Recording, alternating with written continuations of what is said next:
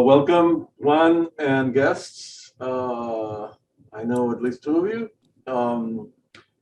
Juan has agreed to present to our class today. Juan is a recently retired historian from the University of Puerto Rico History Department.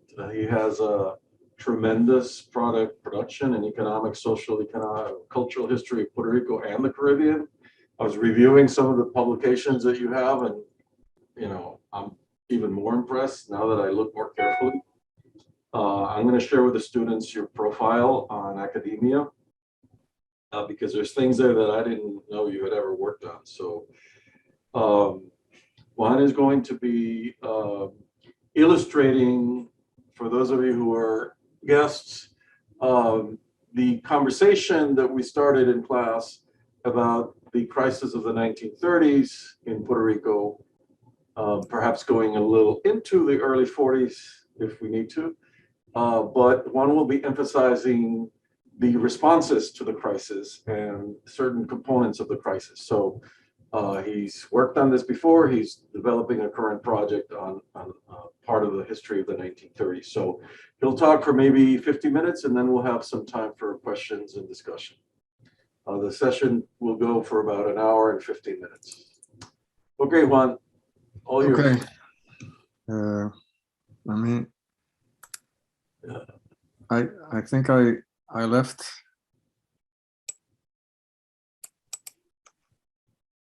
I was trying to get the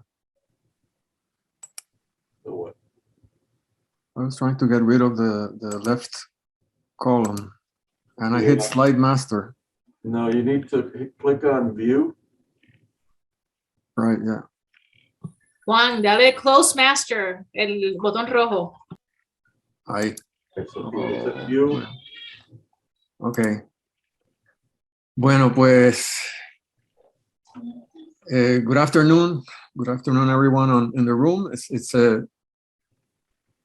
so encouraging to see students around the table with the prof and talking face to face about things and getting back to that interaction that is so important for intellectual growth. Muchas gracias al profesor Antonio Lauria por la invitación. Aldo Lauria por la invitación. Thinking about his father always. Y es un privilegio estar aquí con ustedes, estudiantes de Rutgers y los compañeros que están en pantalla. I have a, sorry if I switch to Spanish without unconsciously from time to time. This is part of an ongoing project on the 1930s, which I got into almost by accident a few years ago through an interest in the origins of the Plan Chardon, which is the development plan that was first formulated in 1934. And I got into it through an interest in biography of one of the members of the commission that prepared the report, Rafael Fernandez Garcia. And kind of, I have a weakness for trivia. Ways that trivia sometimes leads to unexpected questions and questions that few people have been asking. And one of them was why this member of the Chardon Commission was forgotten, Fernandez Garcia. And it turned out that the president of the commission, Chardon, Carlos Chardon, considered him to be the brains of the commission and the one who had come up with the most important proposals. Muñoz Marin also credited Fernandez Garcia with being the originator of the sugar component of the Chardon plan, the agrarian reform part of it. And as it turned out, Fernandez Garcia was also active further on in the 1930s and 40s, and happened to be kind of at the origins of the Compañía de Fomento Industrial, the Industrial Development Corporation. He was kind of this technocrat with an interesting social and political side to him. for example, he always insisted in that development in Puerto Rico had to have tariff barriers. Puerto Rico had to have protection, and that you couldn't talk about industrialization of Puerto Rico without tariff protection for Puerto Rico, and other several proposals that kind of connected with what we associated with the Reform Project generally and the Partido Popular, but we also differed from it and had been forgotten. So I got into the study of the Plan Chardon, and with a colleague, Yari Rios, we're working on a project with looking at the anti-Plan Chardon, which is the plan formulated by the Puerto Rico legislature to counter the Chardon plan, and trying to get a sense of the intellectual debates of the 1930s, which went beyond party politics, and we're trying to get at kind of the intellectual framework of these debates and how they actually connect with debates that are going on now. I think the position against the Plan Chardon, which was a position against the state role in the economy, was a position that was very close to neoliberalism today, and some of the arguments that we hear today were formulated in the 1930s in a serious way, not simply because a way to fight Muñoz Marín and that kind of thing, which is how these things are usually presented. So anyway, some of the questions that I've been addressing and that I try to prepare in orderly fashion for the class. I haven't been before a class in quite a while, and I've never taught this subject actually.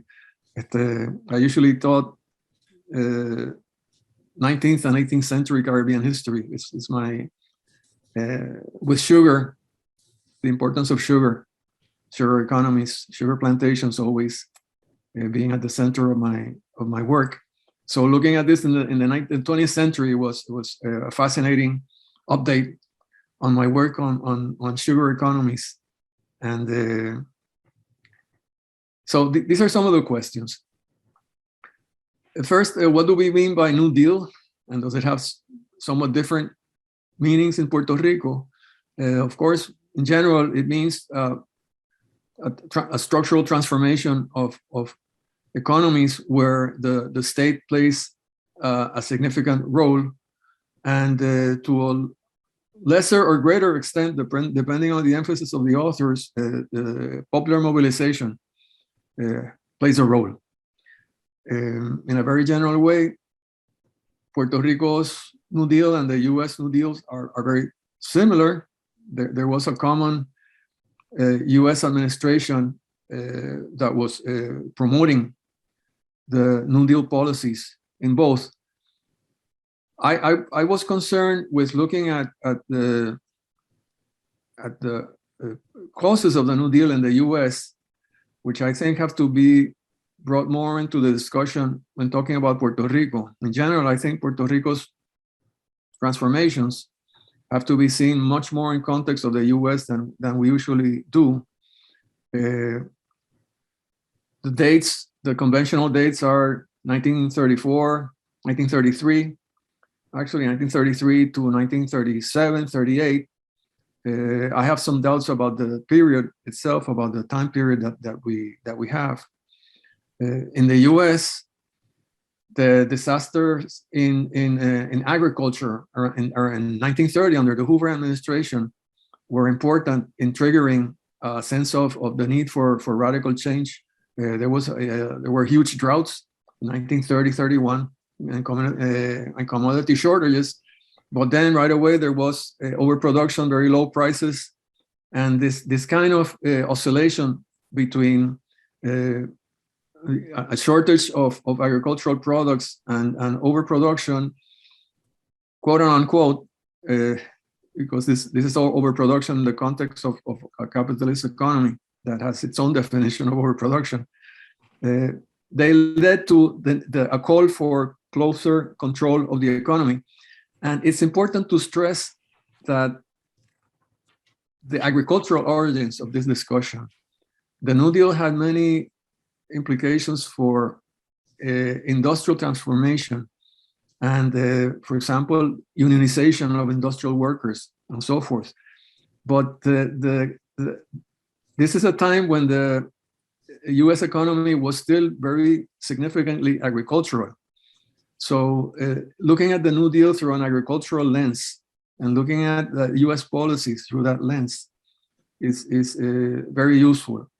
The book I mentioned here by Michelle Dover, I recommend, though I have my reservations about it, but it talks about how the New Deal policies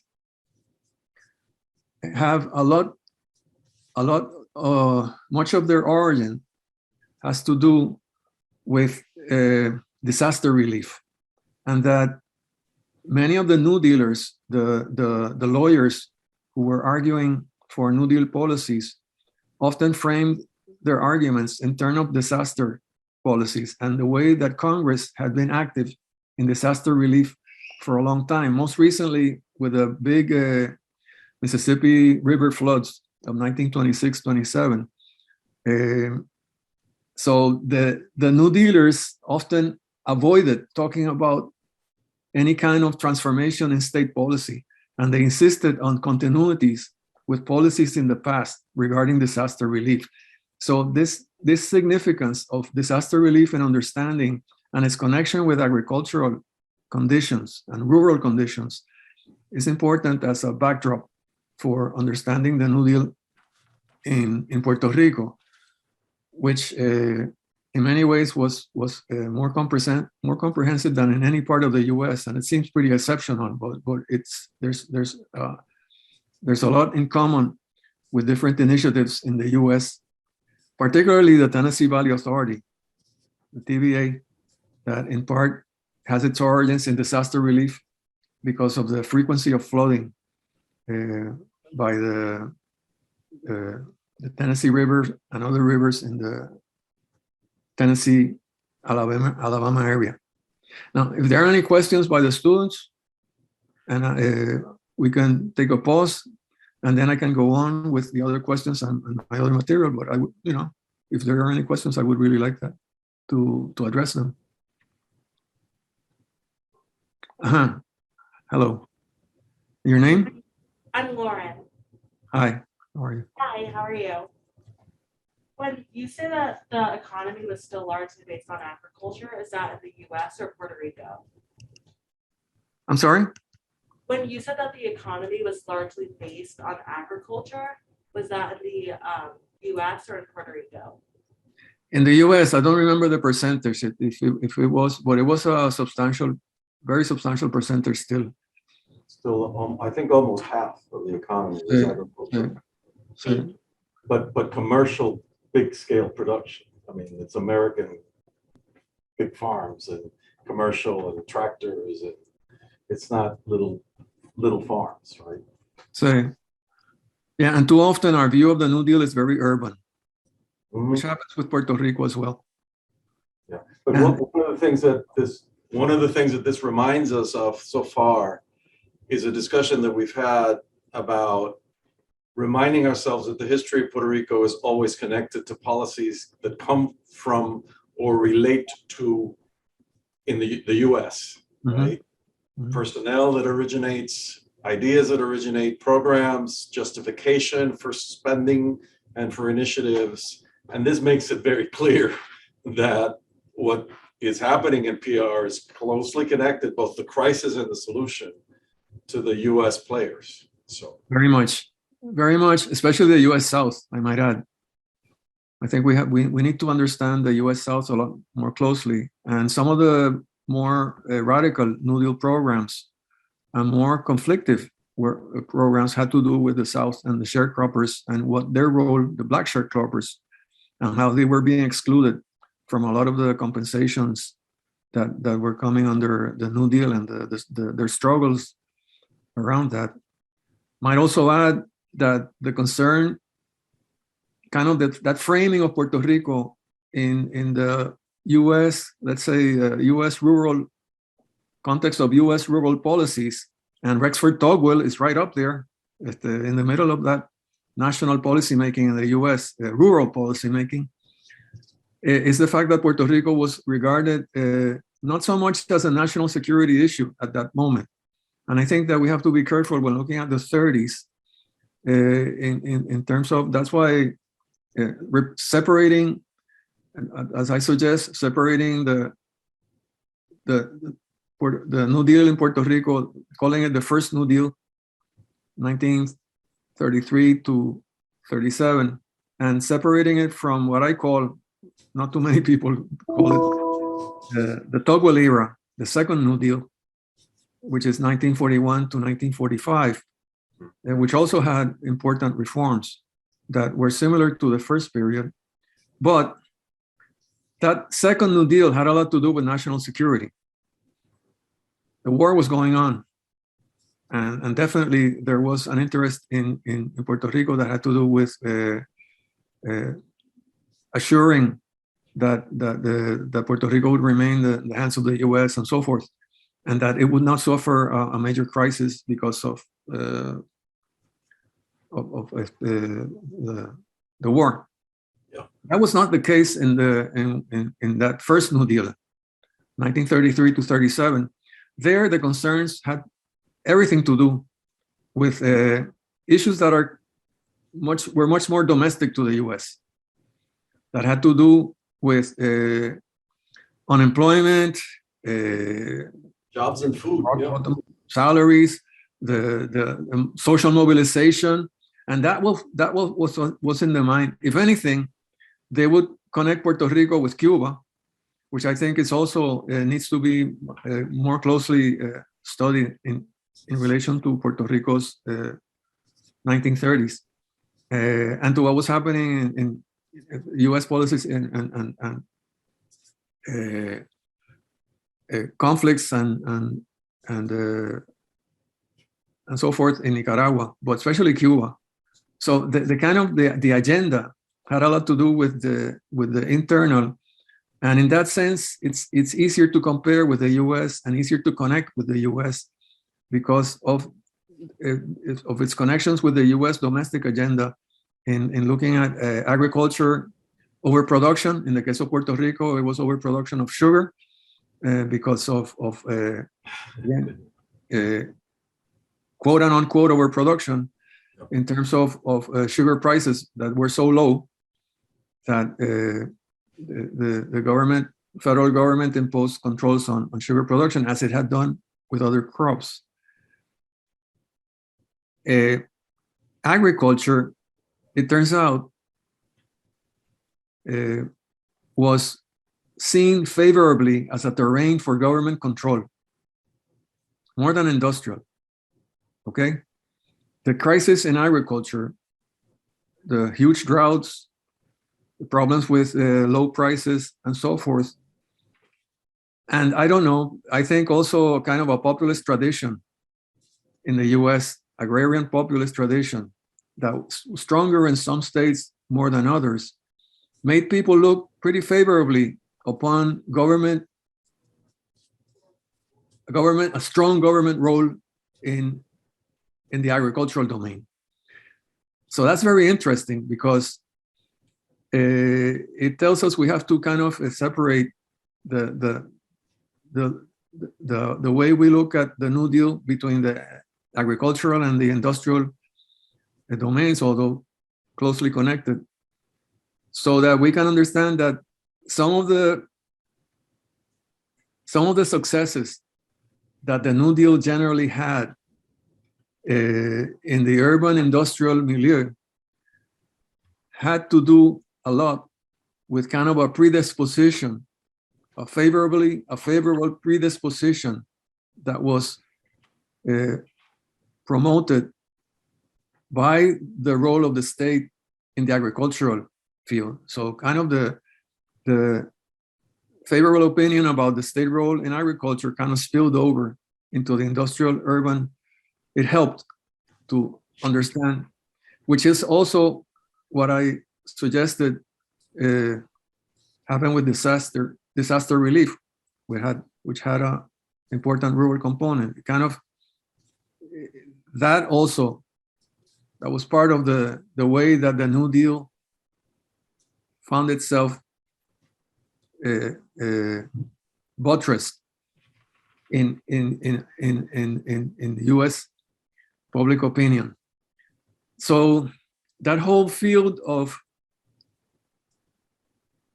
New Deal agricultural policies is a very rich one for us to research from the perspective of Puerto Rico.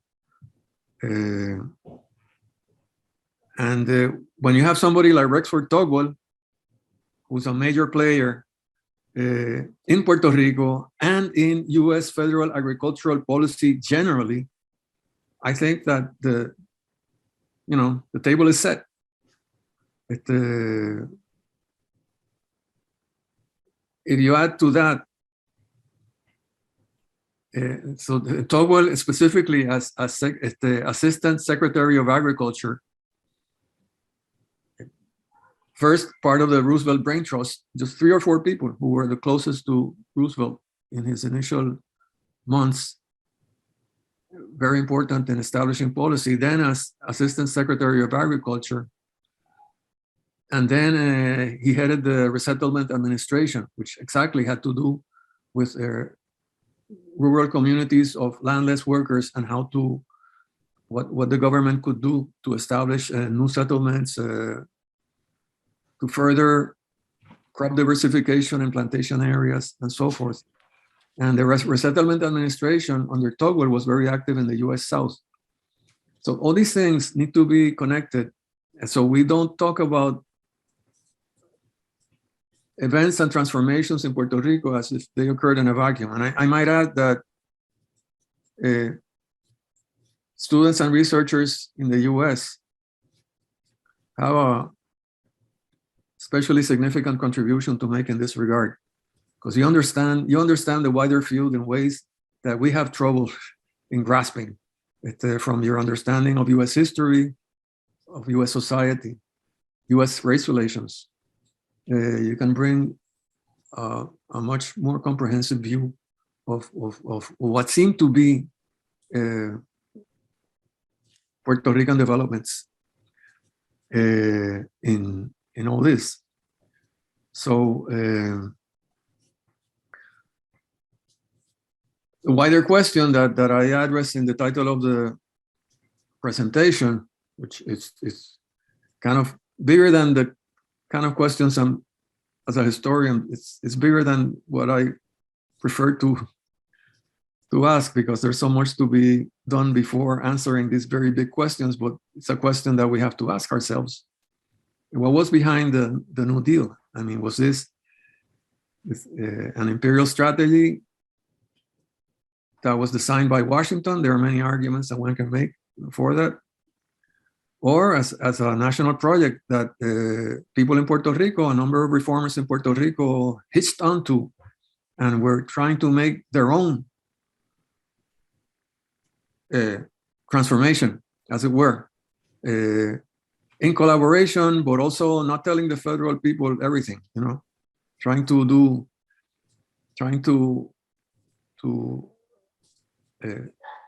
accomplish changes that had seemed impossible a few years ago. Nobody would have dared to launch a legal drive against the sugar corporations in 1925. Nobody. This was impossible a few years later, let alone the federal government that was in cahoots. So all of a sudden, because of overproduction of sugar, as happened with other commodities, agricultural commodities, the federal government now was interested in establishing price controls for sugar so that sugar wouldn't go down. So, in order to bring sugar prices up, and in order to bring sugar prices up, the means that they adopted, very drastic, but this is the capitalist system, was to cut down on production. So they would pay people not to produce. They would pay colonos and sugar centrals not to produce cane, and they would pay them in proportion to the amount of land that they control. So in a sense, The market is no longer in charge. no, It's a regulated system. regulated system were close, even region by region in Puerto Rico. The federal government established quotas. And this was the federal government attempted this in the industrial field in the early New Deal. But with industrial codes and so forth, and they tried to regulate production in manufacturing.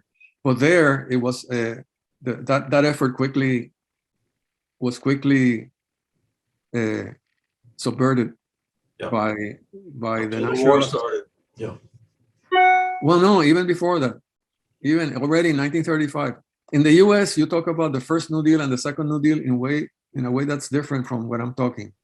In the U.S., when they talk about first and second New Deal, as your students probably know, the first New Deal is from 1933 to 1935 or so, and then it ends with the collapse of the broad Roosevelt New Deal program, and then you have a second New Deal beginning in 1936 or so that has a more modest goals, and one of the more modest goals is not to interfere with industry, but the agricultural part, as I said, which was looked upon more favorably, which almost didn't survive, but it did.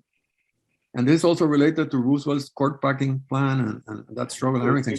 Supreme Court cases. So industrialists and farmers go to court immediately over any several important courts, yeah, including Butler, the U.S. versus Butler. And then, so then you had the second New Deal that was more modest in its, but agriculture and Togwell surely gave a big fight to make sure of this. And as I said, state intervention in agriculture was more favorably looked upon. So that survived, except that they reframed it in terms of soil erosion. That they would, what they wanted to do is to assure that soil wouldn't get, so that was a justification for the programs, not any kind of broader socioeconomic. Well, that's the first and second New Deal in the U.S. 1933 to 35, and then 1935 to 37 or so. So I'm using it in a different sense in Puerto Rico. In Puerto Rico, first New Deal, I would say 1933 to 37 on the whole, although there are different sub-periods that we would need to look at. And then the second New Deal, the Togwell era, 1941 to 45, which is usually not defined as New Deal, but has many of its origins. Much of its origin has to do with that first New Deal in the 1930s. And in fact, the Togwell era, the early 1940s, wartime, tends to obscure the 1930s New Deal, which is one of the reasons why I also became very interested in this project, because I found that so much went on in the 1930s and so much explains what happened in the 1940s, but partly because of political reasons and the worship of Muñoz Marín and all that.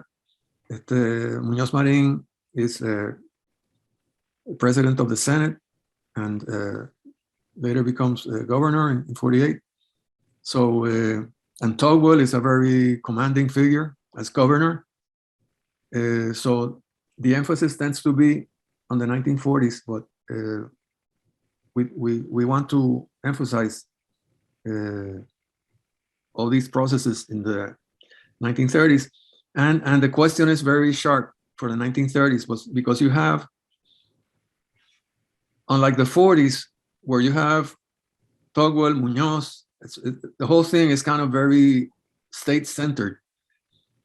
In the 1930s, there's multiple actors and multiple sectors that are struggling over the definition of what those transformations in Puerto Rico would be. You have a very strong opposition that you don't have in the 1940s, making its argument. So the debate in the 1930s is a lot more lively and very important for understanding the eventual results of this. So this is, as I said, this is the breadth of discussion we need to have. Evidently, how one comes down on which of those two poles predominated, imperial strategy or self-determination, depends on your own point of view, depends on what topics you address. But I think sometimes those two poles are not the uncertainty of the answers regarding those two poles is not usually taken as seriously as it should be. And there's a tendency either to dismiss Puerto Rico's New Deal as an imperialist strategy, sometimes mixing it up with national security issues, which, as I stressed, are not important in the early and mid-30s. They become important after 1938, clearly so. But here, one has to look at the local actors, local issues, local conflicts. What's the table that you have on the next slide? See, I like to show them tables. oh, it's a very. So I covered the. I'll go to the next slide. So I covered pretty much the rest of the slide. No, actually, that so-called table comes afterward. But I'll tell you what it is. This is simply I dug it up and easy to dig up in Ancestry, and it's the travel record of Eleanor Roosevelt when she came to Puerto Rico in March 8, 1934. And she was in Puerto Rico for several days.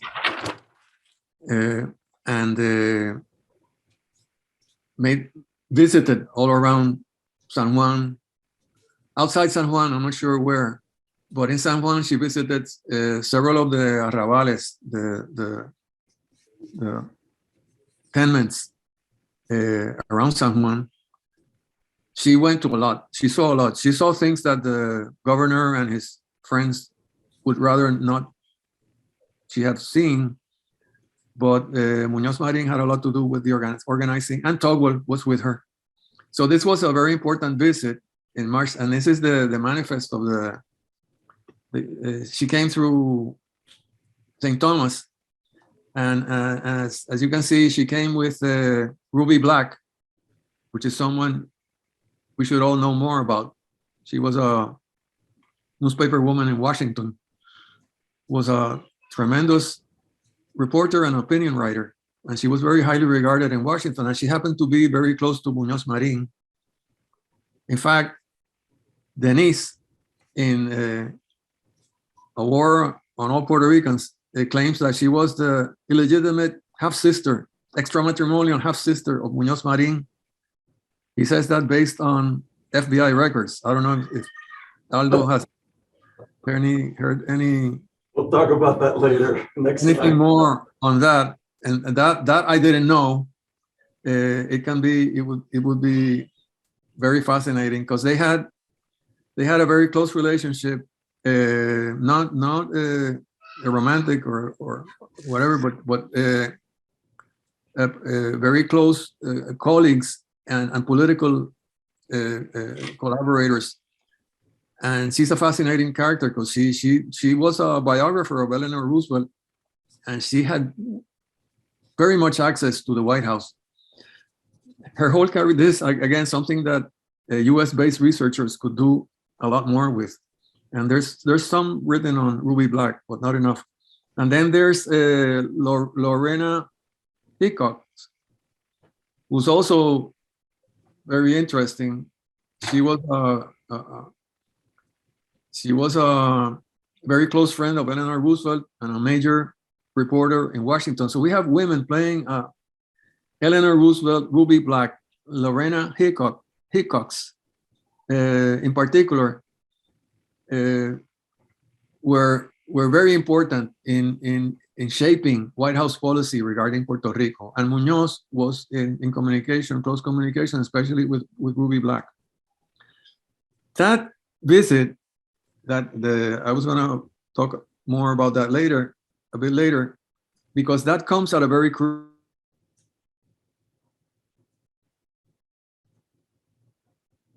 We lost you, Juan.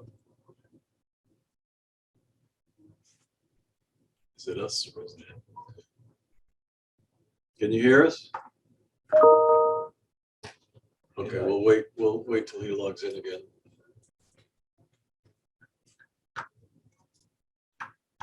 And we still have participants here. crucial time. Early March, We 1934. missed all that, Juan. We missed you. You faded out.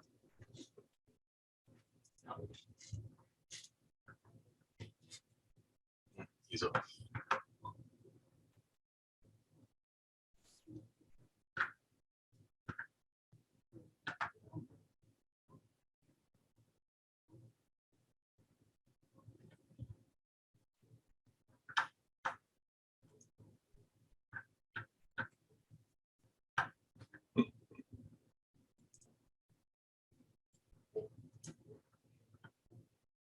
Let's give him a minute to check in again. While we wait, you can't see this, but I'm outlining stuff here. The Muñoz Marín and the Populares and his political party are going to be the ascendant power. That's the next part we're going to study, right? And like I said last time, this culminates in the creation of this Commonwealth, but it's not a linear process. At this point, they don't know what's going to happen. And a lot of them, including Muñoz Marín, supports independence under certain economic conditions that will benefit the island, right? So all of these reforms are to solve very concrete problems, like we talked last time, of poverty, unemployment, wages, and the larger colonial condition. And Eleanor Roosevelt and Tugwell are extremely aware that Puerto Rico is a colony that needs independence or self-rule of some sort, right? And Tugwell, like I put in the previous slide, will talk about US colonial rule as a bad thing that's happened to Puerto Rico, right? So he's a reformer, and so at the same time,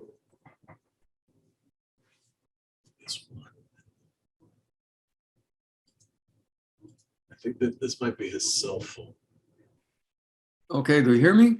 Okay, now we got you back. Okay. I was away. I'm sorry. Yeah, you were off. You were off completely. No, I didn't understand. Okay, but can you see me? Yeah, we can see you, but we can't do. But your screen share was lost, unless you're on your cell phone now.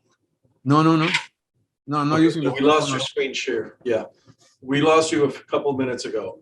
Okay, let me see.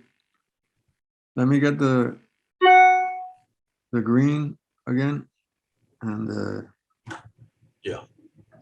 share screen. Yep, share screen and show us the PowerPoint. Is there? Same thing. Can you see it? Yeah, and Okay. maximize it.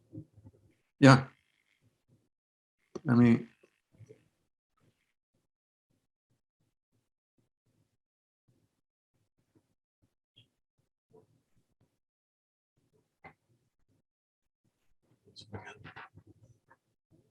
This Wi-Fi is not good.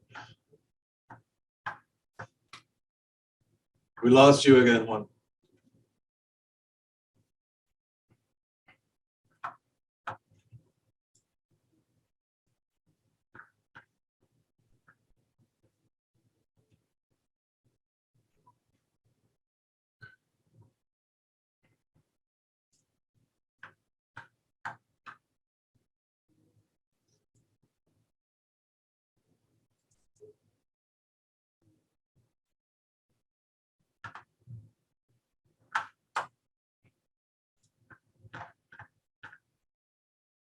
Yeah, he's off completely.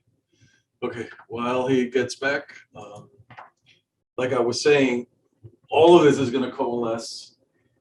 But the reason why he seems tentative in terms of how we understand these things is because these are not just social agricultural reforms. This is in the context of changing a colonial relationship. With what intent, right? Some of it seems like benefiting the people of Puerto Rico who are starving, but sometimes the context seems, especially in that period later, once World War II begins, of retaining Puerto Rico as a colonial territory. And during Tugwell, these massive military bases are built. In fact, a lot of the relief money from Congress is used. Sorry, he's calling. Hello. Esto no te funciona.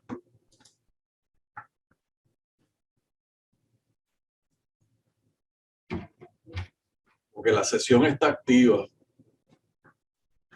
Sigue tratando. Y si no, pues esto. The rain. Aquí está lloviendo también. Keep trying. It's probably gonna work.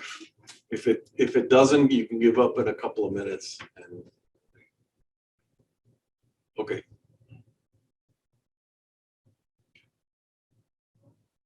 says it's raining. I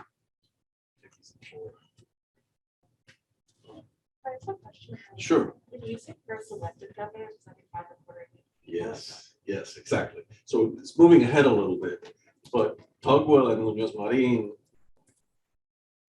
by 1938, they're functioning against the elected government of Puerto Rico, which is the Republicans and the Socialist Party.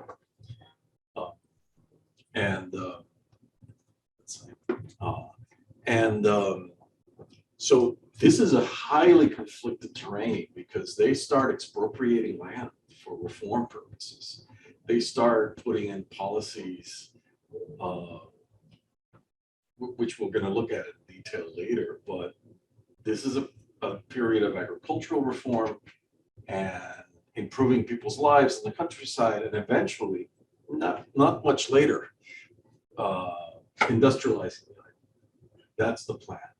And the Plan Chardon that he started with, and the other plan that he said his colleague is working on, which was the government's response to the crisis. The Plan Chardon is what's going to happen to some extent, not fully, right? But it's the idea is how do we get out of this crisis? How do we stop relying on sugar? How do we reform the agricultural sector? And how do we industrialize? And that's going to be the conversation under Muñoz Marín and the PPD, initially with the alliance with Tugwell, with New Deal money that's federal money. And then eventually when Muñoz Marín becomes governor, they develop they accept that they're not going to get independence. They develop the new Commonwealth status, and they are developing policies towards industrialization, especially by inviting American companies to open up shop in Puerto Rico, right? And that's technically known as Operation Bootstrap. And soon enough, and this is what you're going to hear about next time in a week. Next, there's the Korean War is going on, 1950 to 53, and Puerto Ricans play a really big role in being recruited and in fighting. So Harry will talk about that at the same time that the Commonwealth is being negotiated and accepted as a solution, right, to all of this stuff, right, including the 30s, but also going back to early colonial rule, right. So in general, this is why this period is so important, because what's debatable is, like you said, you know, the is this just a reconfiguring of colonial rule, or does this solve specific problems for Puerto Rico? And Muñoz Marín was a pragmatist more than anything. We have one of the experts about him in the crowd here. I don't know if you can hear me. Jeff, all of these people have worked or are working on Puerto Rican history, doing research. Actually, Jeff has a book coming out about this very same period. He's an officer in the National Endowment for the Humanities. So I'm here. You're here. Okay, there you go. Okay, cool. Yay. Okay, so pick up where you left off. I had to do with the phone, with the hotspot, Okay, okay, so just, Wi-Fi here. okay. So I'm sorry, Aldo, you were talking. No, go right ahead. You don't need to share screens or anything if you can't because of the load on the video. But where did we leave off? And you can't see the PowerPoint? No, Oh, because I'm not sharing, of course. you're not sharing it. Yeah, Okay, let's try it again because I wanted to get to a couple of points there. okay. I was explaining to them a little bit about how these things are understudied empirically, but also debated. Right. Okay.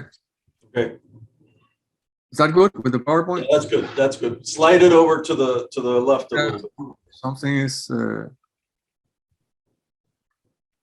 There, that's it. Perfect. okay. So, well, these were the things that I had. Okay, so, well, I was talking about the Eleanor Roosevelt visit in 1934 and how important that was for setting in motion. There was already a New Deal program in Puerto Rico, the PRERA, Puerto Rico Emergency Relief Administration, but its objectives were more in the area of relief and creating jobs in a number of low-skilled areas, but there was not a structural plan.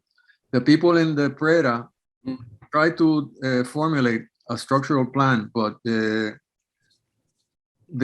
didn't get very far with it, in part because you had the American presence in the PRERA was strong, and I think part of the imperial strategy was to have Puerto Ricans more in command of the process, and that's why the PRA, which was staffed very largely by Puerto Ricans, although the last word was always in Washington. The PRA was much more a Puerto Rican project than the PRERA had been. But PRERA was a significant, and Manuel Rodriguez in his book on the tropical and the New Deal in Puerto Rico, a New Deal for the tropics, Puerto Rico during the Depression era, that I'll discuss quite soon.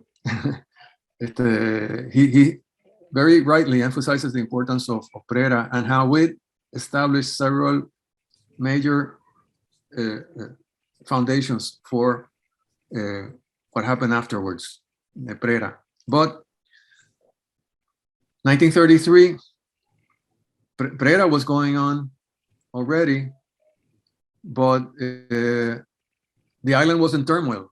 Beginning in July 1933, here's a partial list of the numbers of strikes, the number of strikes that they were by unemployed, a very significant mobilization that escapes conventional categories of worker unrest.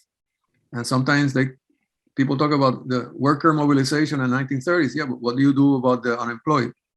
How do you understand them? And not enough research on the unemployed mobilizations in the 1930s. Okay. Also hard to categorize consumer boycotts, which also began in the late 1933, but were especially strong in 1934, early 1934.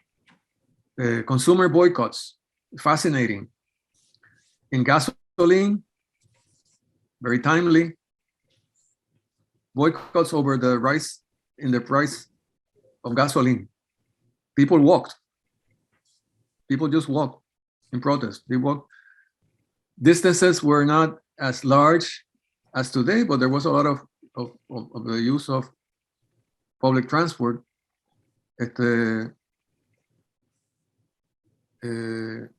So people boycotted electricity, they boycotted transport. The Público drivers, who, as some of you may know, were drove private.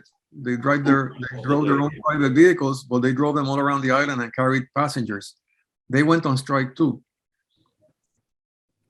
So you had the chauffeurs going on strike, also not conventional proletarians. And all this was beginning in mid and late 1933. Here I emphasize the worker part, with the tobacco, needlework, bakers, and sugarcane workers, as well as the unemployed.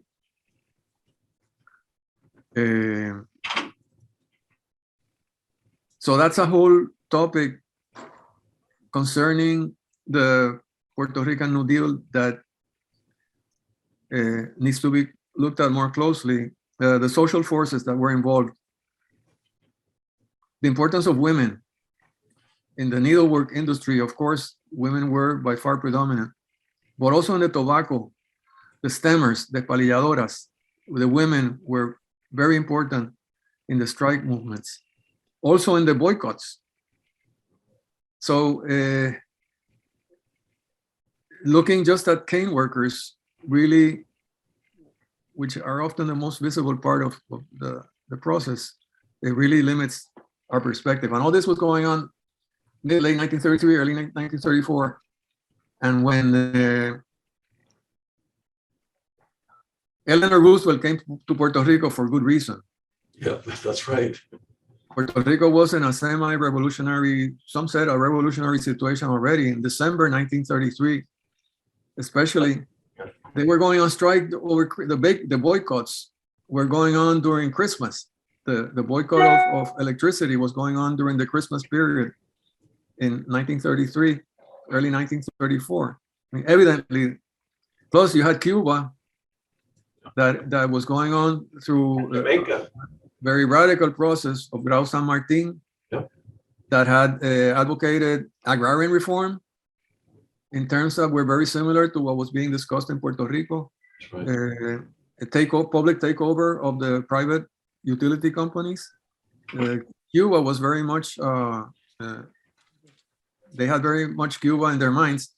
And in fact, the person who was appointed to direct the Puerto Rico Reconstruction Administration from Washington, kind of the big chief, Ernest Gruning, who was a noted American liberal, had just written a co-authored, was part of a commission that prepared this report on Cuba, and that was in fact somewhat sympathetic to the reforms that were evidently necessary in Cuba in a number of areas. So it's a fascinating period with a number of sectors in full swing, but that sometimes our historiography, by being kind of narrow-minded, has only emphasized some sectors above others. There's the nationalists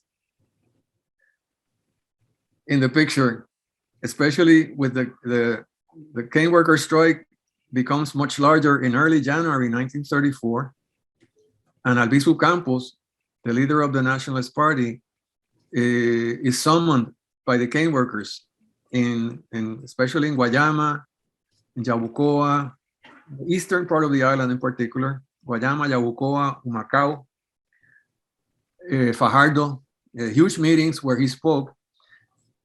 Many people claim that Albizu became the leader of the strike. I'm not so sure.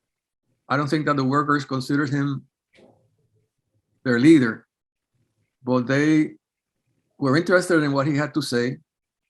They respected him as a political figure, he was a major phenomenon in Puerto Rico, and not just for nationalists or for cane workers. He would talk for 3 hours on end, even more than I'm talking now, and keep people interested. and he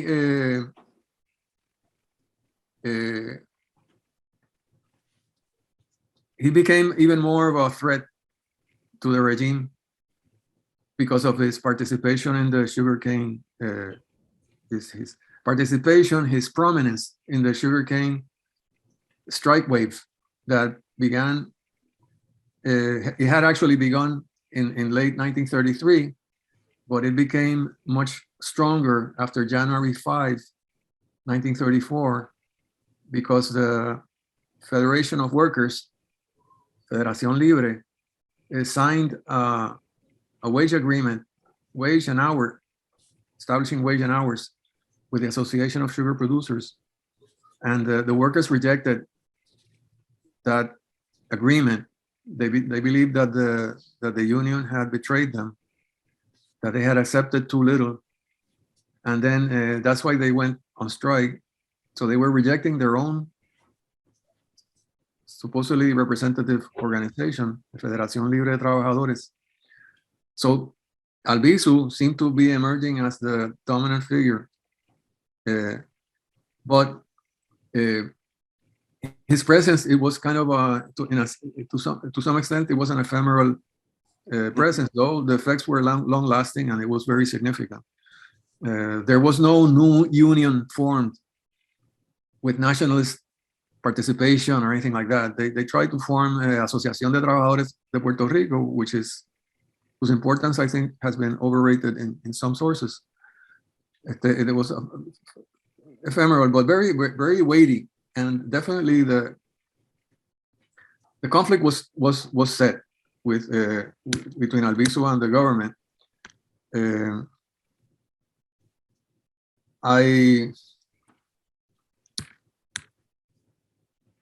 I'll go back to the historiography and the questions if people are into. There's the three other currents in the historiography that we can talk about, but I'd like to finish with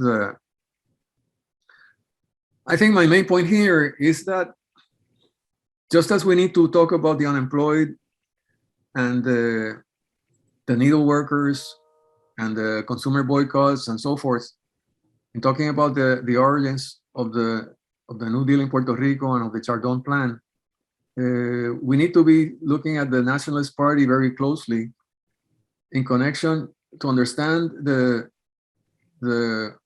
counterpoint, the interaction between the Nationalist Party's strength, prominence, and its conflicts with the government and the trajectory of that first New Deal in Puerto Rico. In other words, you can read a book like Matthews, a fantastic classic on the Puerto Rico's New Deal, Thomas Matthews, and you'll find very little on the Nationalist Party or on its mobilizations, its dynamics, It's the elephant in the room. And you can read, if I can stir up trouble a bit, you can read Dennis' War on All Puerto Ricans, which is a very interesting chronicle, despite its flaws, of the Nationalist Party with sources that nobody had been looking at, which are, some of them are fantastic, but hardly talks about the New Deal. Talks about the governors who were a disaster, but I don't think it has anything to say about Rexford Tugwell or Theodore Roosevelt, who was governor junior. Theodore Roosevelt Jr. was governor from 1928 to 1933, and who was a colonial reformer that deserves a closer look. In other words, you need to bring different currents, kind of the social history, the nationalist history, and the institutional history of the 1933, 34 to 37 period. Those three kind of bodies of work where a lot of important work has been done in the last few years, in the last decades. Connect them more. And if you can add also the US context, the US New Deal, particularly in agrarian regions of the US, particularly so in the US South. So you have four different bodies of work lively, important, good research in all four. And in order to understand those years in Puerto Rico, we need to bring those four currents closer together. So I have, this is in terms of the government versus nationalist conflict, you can see kind of the counterpoint. The stronger that the reform efforts began, indeed Chardon, who was the president of the director or whatever of the chair of the Chardon Commission, he was the leading intellectual figure of the reformists. And he was chancellor of the UPR at the same time. The university students were very sympathetic with the reform efforts. For example, the students in Mayagüez, with the agricultural and programs were based, they were going to work en masse. The whole class, whole graduating class, I think of 1935 or 36, was going into work with the PRA. The university students saw an opportunity to do things and were very attracted to the programs. Albizu was who had found an audience with the university students and had a strong audience in the intellectual sectors, was seeing this, and he thought that this was all an imperialist strategy and that this was going to lead nowhere. And in a sense, he was correct. And so the opposition of the nationalists to the whole reform program intensified. And the Rio Piedras massacre of October 1935, which was just as the PRA was beginning to take shape slowly, which was part of its problem. Albizu denounced the university students. Some I've read that he called them all kinds of expletives and so forth. He was very much against the sympathy that they were expressing to, and the whole role of the university, and the role of Chardon. He regarded Chardon as a #1 traitor. So that Rio Piedras massacre, that whole tension around the university, that helps to explain the violence. October has to be seen very much and the actors are some of the actors in the university are also actors in the reform program. So we have to look at those connections more closely. And then as a retaliation for the massacre of Rio Piedras, there was the Riggs assassination in 1936, February, a few months later. And, just things just went haywire after that. And the PRA was facing big difficulties. There were resignations. Chardon resigned. Fernandez Garcia resigned. By 1936, the program of the Central Lafayette, which had been the largest scale initiative, ran into a bunch of problems. Not all of them of its own creation. The federal government was blocking different alternatives out of supposed legal considerations and so forth. Government running a sugar. Yeah, so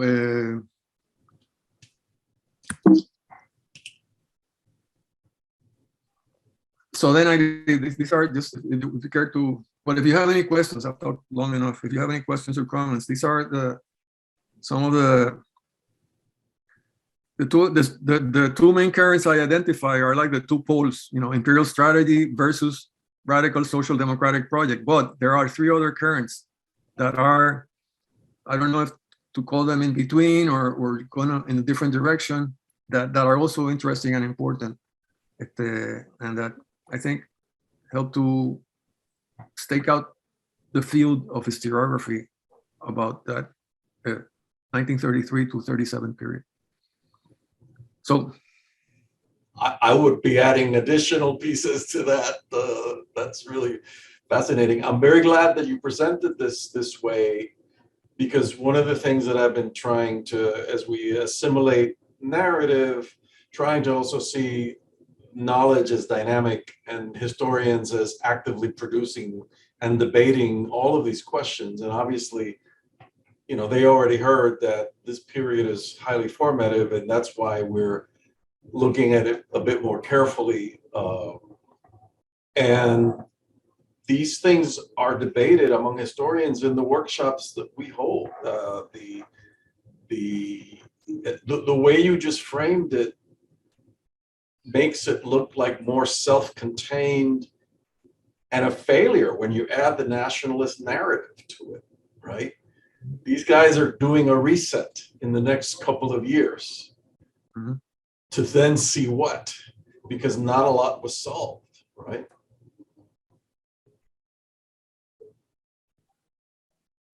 Questions? Yeah. I know in the United States, World War II kind of jump-started the economy. Did it have a similar effect in Puerto Rico?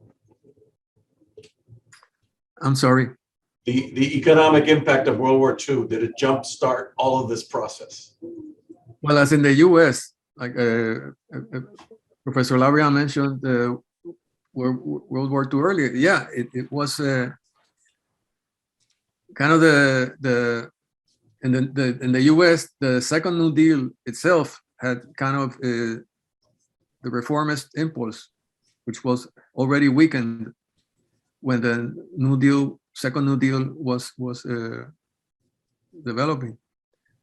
There was very little done by 1940, but with the war, in terms of active state intervention in the economy and so forth. But then with the war, yeah, there was, and also employment picked up a lot. You could almost argue that the most successful part of these New Deal policies happened because of the facilitation provided by the war in terms of eliminating the opposition to them, right? Right. But the period of the New Deal had already laid groundwork for a more active state role, which was surely important also in terms of its own actions during the World War. So those continuities are there also to be looked at. Well, yeah, definitely. Agriculture was looked upon favorably for state intervention, but nothing like war to get people to agree on state intervention. Silvia has a question. Look at that.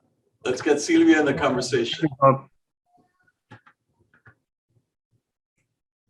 Silvia, quítate el mute. El audio.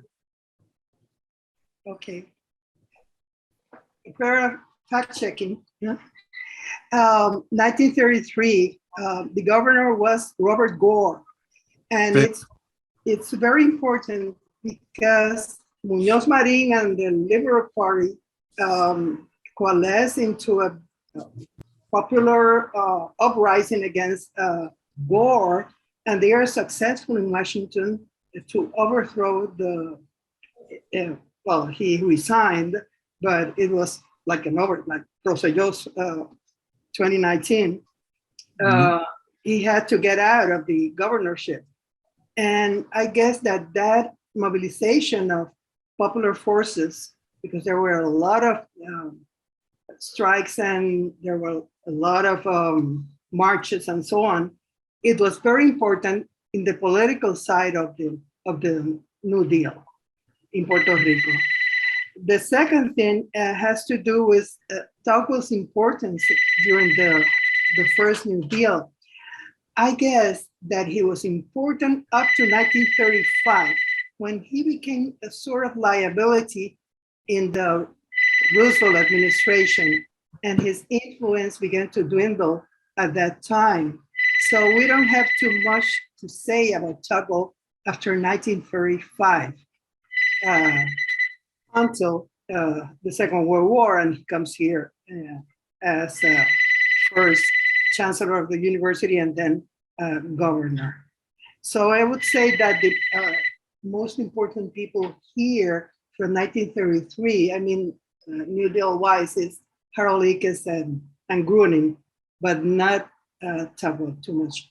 Tocqueville heyday was 1934 in the first New Deal. And the third thing is UPR UPR in 1934 and 1935 is a fiefdom of the Liberal Party. They are anti-nationalists. Most of the leadership, the student leadership, don't like Albizu Campos at all. So he was not in friendly territory at the University of Puerto Rico in 1935. Afterwards, in 1947 and so on, he will be in more friendly confines, but not in 1935. That was. But also in 1933, Sylvia, Mhm. can I be heard?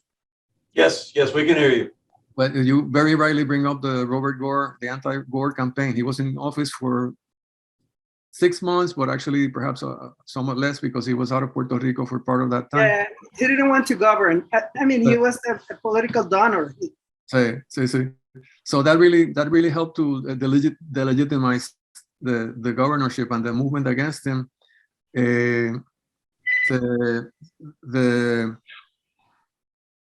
The university students were very important. So again, the things moved very rapidly. The university students were against the government, but then when the reforms came in, they were closer to the government and with the liberales. But in October 1933, the student strike was very important.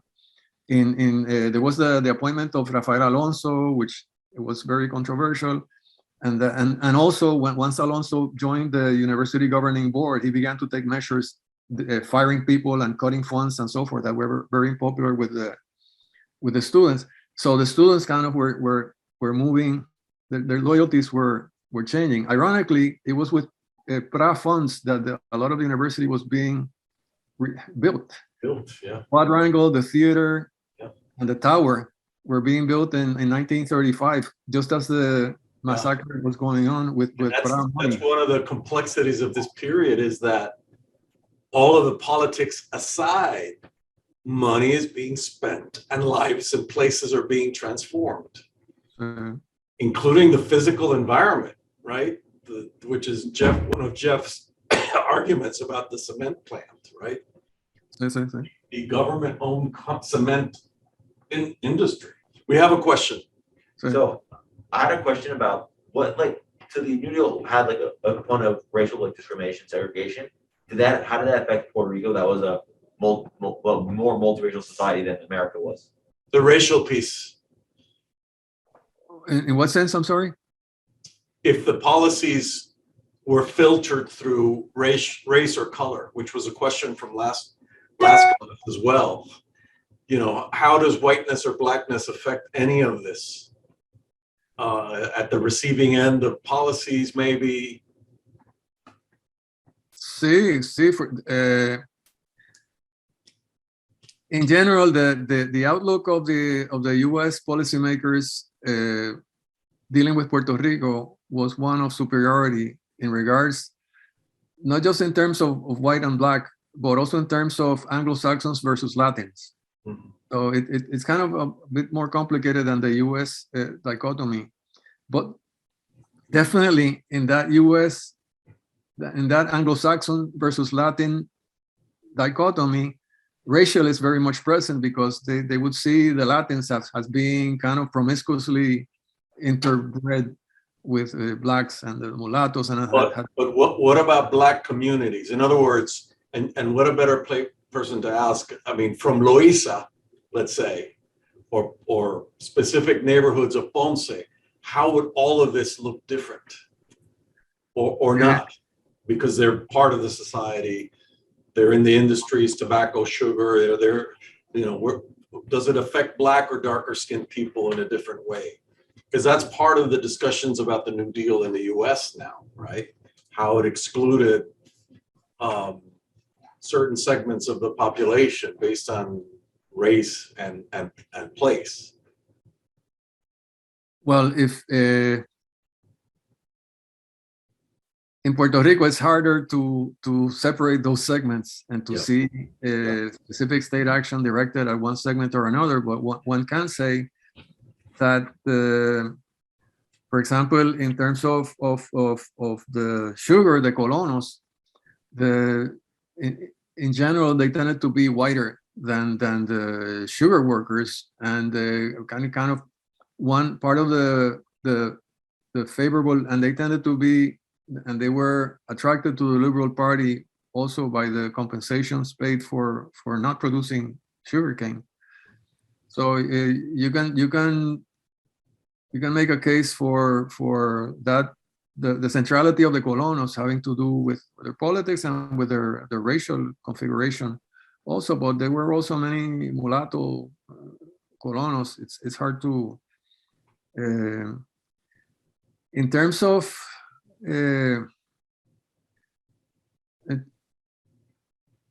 sugar areas, they would be they would have a very substantial black population in some parts of the island, but not so much in others. They tend to be darker skinned perhaps, and how they were favored or not favored.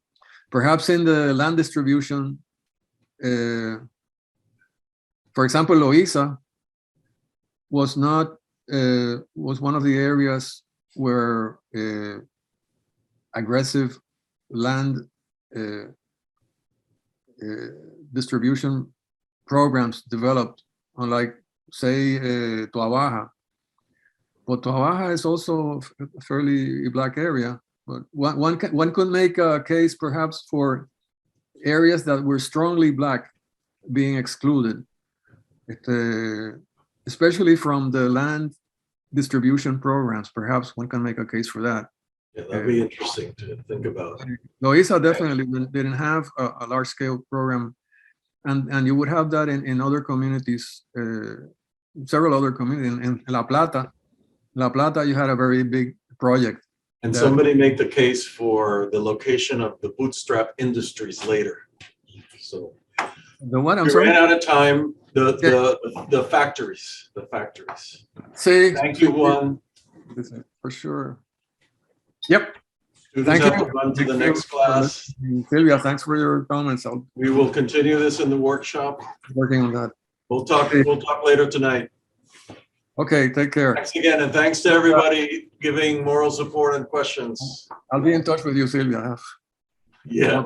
more questions for you, of course. Take care. Bye-bye. I take care. You see what happens with the historians, right? We have a group also soon. Take care. Bye-bye. Bye.